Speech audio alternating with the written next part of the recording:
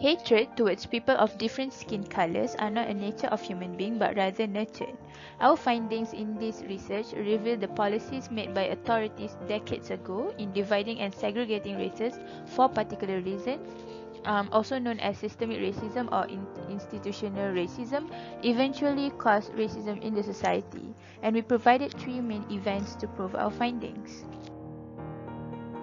Next, here are the past events that we found in our research in which we believe these events had led to racism. First is the apartheid policy that took place in South Africa from 1948 to 1994. Second is the divide and rule system that happens in the land of Malaya during the British colonization. And last but not least is the Islamophobic sentiments that are being spread around the world, which is still currently happening and happens a lot in the Western countries. The first one took place in 2020, where there was a death of a black man called George Floyd to police brutality, or to be even more specific, to white police officers in Minnesota, USA. The second one took place in Florida, also in USA, which was the death of Breonna Taylor, a black woman who was fatally shot by a white police officer in a forced apartment raid. This one also happens in 2020. The last example provided here is a mass shooting event at a mosque in Christchurch, South Island, New Zealand, which was driven by Islamophobia. Not only the Islamophobic man shot people who were praying inside the mosque, he was also recording the whole event, which was very disrespectful not only to the Muslim community but also to humanity as a whole. So here are a few recent famous incidents of racism, which indirectly shows the significance and importance for us to understand this topic.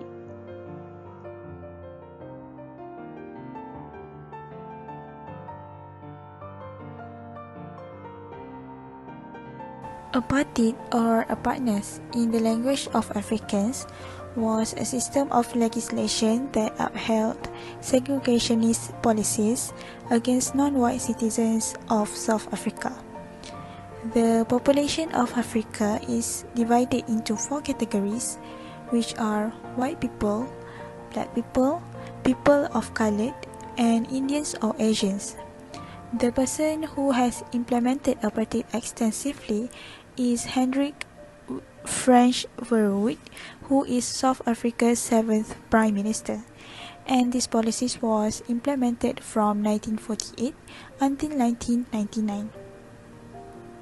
Basically, this policy was established to protect the dominance of white people in South Africa over other races, especially black people, who is a majority race of South Africa. And during the colonial fight of Afrikaners, who is a Dutch, white ethnic group of South Africans, and British colonialists around the late 19th century, the rights of black South Africans were marginalized. And when apartheid was officially passed as part of the law in 1948 by National Party and the Afrikaners, it further exacerbated the situation and relations between white and black ethnicities. Furthermore, these laws were abused by white governments to ensure their power and dominance over the majority, who is black people.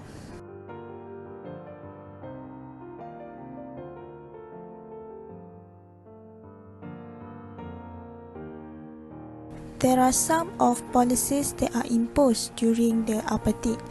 The policies include black ethnics must always carry ID that have fingerprints, photos, and other information to enter white ethnic areas. The next one is black ethnics were forced to obey strict curfews.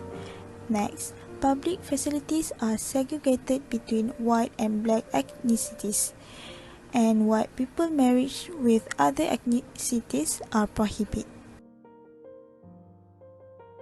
The effect of apartheid are they live a hard life, inability to interact with other people, which is violating human rights, and the last one, they can't involve in any political aspect. In the Wage Amendment Act of 1930, civilized and skilled employees' wages increased, and these skilled workers were selected by Afrikaner government, which most of them are white people. Thus, white people have better lifestyle with proper housing, education, job and healthcare. Black people remain inferior and plunge into poverty and hopelessness since white received proper education that led them to become skilled workers. Overrule of apartheid. As apartheid continued, black people decided to do non-violent demonstration, protest and strike to political action and eventually to armed resistance. This is because they received physical and verbal brutal responses from police during Sharpeville, when police opened fire on a group of unarmed blacks. Afrikaner National Party's fear of the build-up of violence in South Africa, thus overpowered by the new political group led by Nelson Mandela, occurred. He was the one who led protests and violent demonstrations against the racist government. Eradication apartheid. United Kingdom was the main source of trade of other countries which against apartheid. Once United Kingdom denounced apartheid, UN Security Council voted to impose mandatory ban on marketing of weapons in order to show lack of support towards racism. United Kingdom also main trade partner of South Africa. Thus, South Africa urged to denounce apartheid in order to save their economy. Therefore, black people no longer facing segregation, enjoy free life and slowly get proper education, job and healthcare. Because of apartheid, as we can see today, black still facing segregation by some people in our society. So next is divide and rule. So divide and rule is a policy that is built as a strategy to obtain and conquer an area or territory by dividing huge power clusters into smaller ones. So the implementation of divide and rule policy started because there was British intervention in Malay states, which is through the Treaty of Bangkok in Perak. So this elites increases ethnic divisions and polarization by using conflict within each ethnicity. This social polarization then increased the elite's position and helped them to wield power. So during the colonial period, the British then implemented a divide and rule policy in Malaya, which divides and manipulates society of diverse races and ethnicities to serve their own interests. The three primary ethnic, which is Malays, Chinese and Indians, were classified according to types of jobs and education systems. So because there is no interaction between the races, there is no unity. And we can see at how the Chinese can only speak Chinese and Indians only speak their languages, and there are also Indian parents who are strictly against interracial marriage, and Malays only speak Malays, and so on.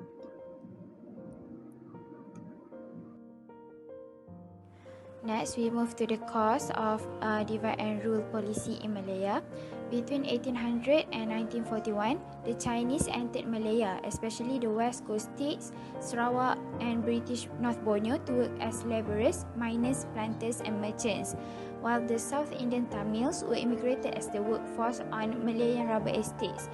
During the 19th century, Malays encountered for the vast majority of Malaya's residents, but the influx of immigrants over the subsequent decades significantly eroded that majority. So, British do a compartmentalized society in order to show how colonial authorities had skillfully utilized the divide and rule policy in order to maintain their control.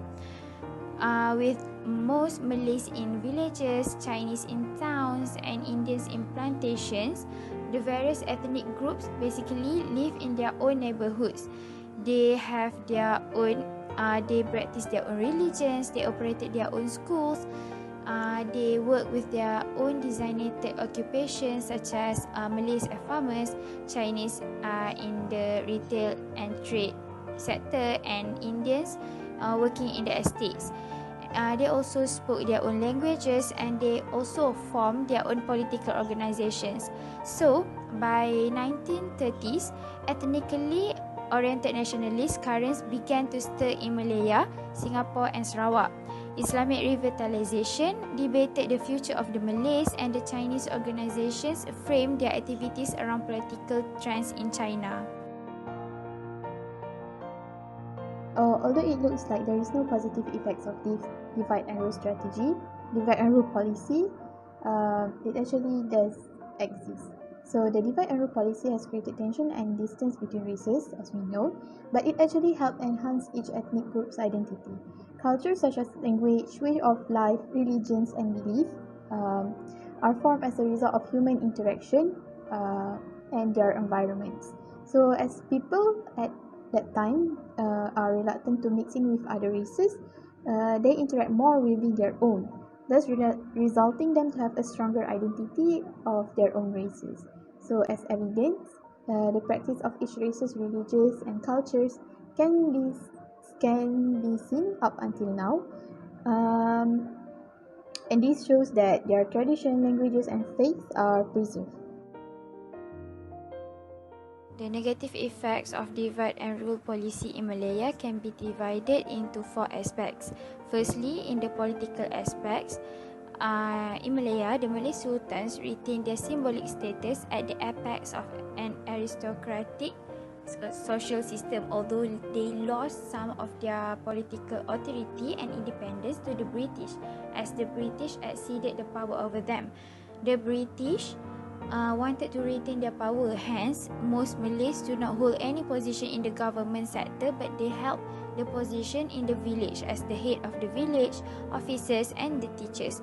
On the other hand, the Chinese held the position in the city as they managed the economy alongside the British, because the British wanted to get the benefits from the economic activities. This caused the Malays to lose their power over the colonizers and the immigrants.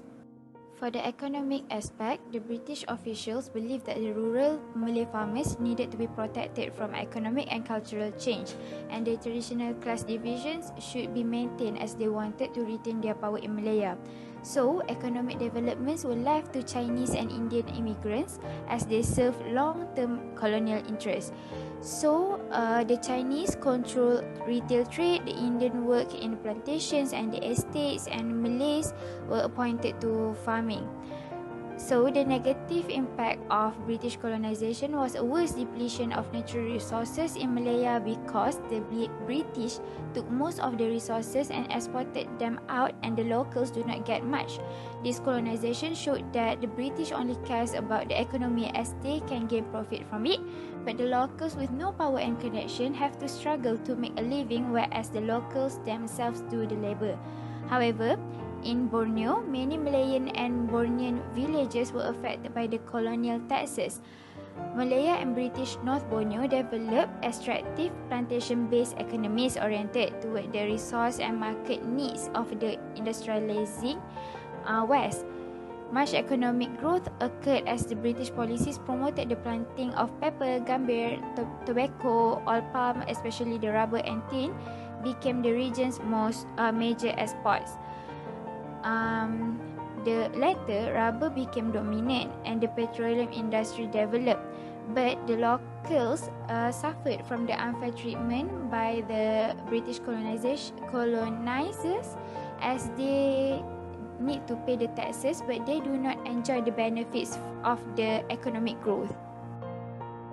So, continuing on negative effects of divide and rule policy in social aspect and education systems, the divide and rule policy causes existence of multilingual newspapers and multiracial relationships that encourage prejudice and enhance it. It also causes people to settle on various people based on race, so they don't want to mix in with other races. So in the aspect of education systems in Malaysia, schools are divided into 2 types, namely national schools and vernacular schools. So Malay language is the medium of instruction in national schools, whereas Mandarin or Tamil is the medium of instruction in vernacular schools. However, the permission by the MBMMBI policy allowed the vernacular school to use their own language to convey their education. So it turns out this policy nurtured a very extreme ethnicity and national identity. Moreover, divide and rule policy give birth to chauvinists who are not fluent in their national language and not friendly to their national culture, and often showing civil disobedience and bringing the spirit of racial division in Malaysia.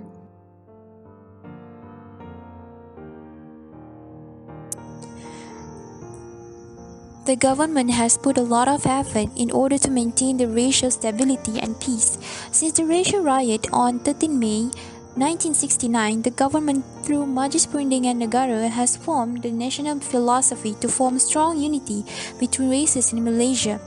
Every citizen should uphold the ambition of the country to form a united nation regardless of their respective races and religious beliefs. Apart from that, a new economic policy 1970s to 1990s was also introduced by Malaysian second Prime Minister Tun Haji Abdul Razak bin Datuk Hussein to combat poverty and restructure the socio-economic patterns of the people. This caused racial simulations, promoted racial unity and helped boost the Malaysian economy. In the current days, Malaysia's 9th Prime Minister Datuk Seri Ismail Sabri Yaakob has introduced a campaign, Keluarga Malaysia. The main objective of the campaign is to promote the unity of the people of different races in Malaysia by helping each other in the midst of pandemic, as there are people who need help because they lost their jobs. By doing this campaign, the people will appreciate and respect each other more despite their races. Malaysia's harmony in this multiculturalism is widely admired by the world community. Yet, as a country with people of all races and cultures, our society occasionally encounters delicate problems that threaten peace and harmony. This topic frequently involves the subject of variation in beliefs of their various religions, civilizations, and ethnicities. As a result, these distinctions and variety must be addressed and managed as effectively as possible in order to avoid undesirable outcomes.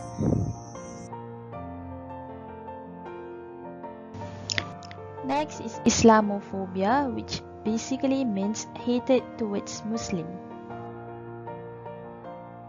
Introduction to Islamophobia. Islamophobia is major preferences of certain group against Muslim. The purpose is to impair the recognition and nullifying fundamental freedoms of Muslims in their political, economic, social, cultural, or any field of living. Tracing all the way back to 1910, Ellen Quillen once mentioned Islamophobia during French colonial for their treatment of Muslim subjects. As time passed by, 9/11 started to replace the former event, sending hints to Americans that Islam, or particularly Muslims, are making such horrendous crimes, while in actuality 9/11 is an isolated case from the outside events executed by a radical terrorist group. The religion of Islam is believed not at fault.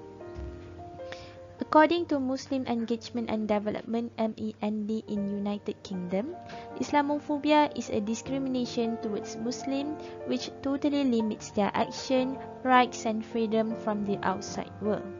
For example, physical attack on Muslim property or to women wearing hijab and niqab. Moving on to factors of Islamophobia. First of all, in ideology, some authors decide to strengthen the symptoms of Islamophobia in their writings and books. This will influence people who read those books and articles. Legacy of Jihad is one of the books that promotes Islamophobia. Other than that, we can deny the political power that will severely affect Muslims in certain countries. For example, in Switzerland, the law was altered to prohibit the construction of most towers because of Daniel Streichel's anti-Islam campaign, even though it violates the human rights of Muslims in Switzerland and has been criticized by various governments, including the United Nations Human Rights Commissioner and Amnesty International. This law amendment remains in place, due to the strength of political will in this issue. Lastly, media is the greatest influencer in this community. Pro-Western media will undoubtedly continue to promote stories that portray Islam in a negative light. For example, a later Dutch politician named Geert Wilders produced the film Fitna, which gives negative perception toward Islam. Because it is widely aired, the general population has a bad perception of Islam, particularly the Quran. Now we are looking for effects of Islamophobia. The first point is effect on socio-economic development. The basic right of Muslims sometimes being set aside. For example, poor Muslim countries like Somalia, and also we can say Afghanistan, they will get less international aid when their countries are being affected. The second point is mental and physical effects.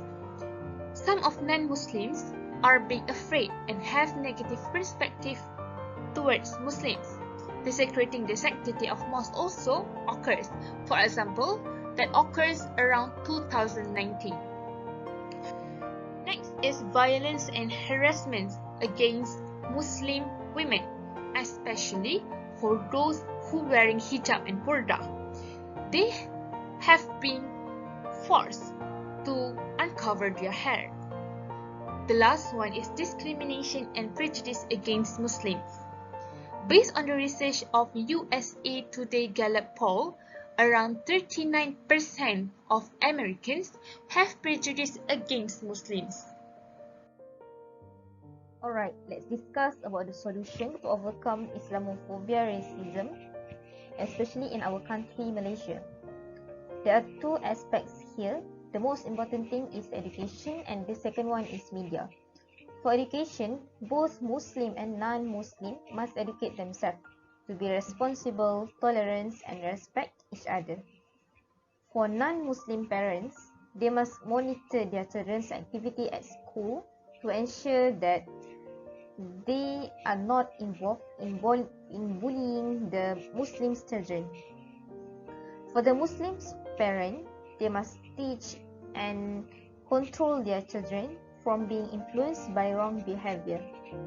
For media must represent Muslims in a good way to avoid hate and bad views from others towards Muslims.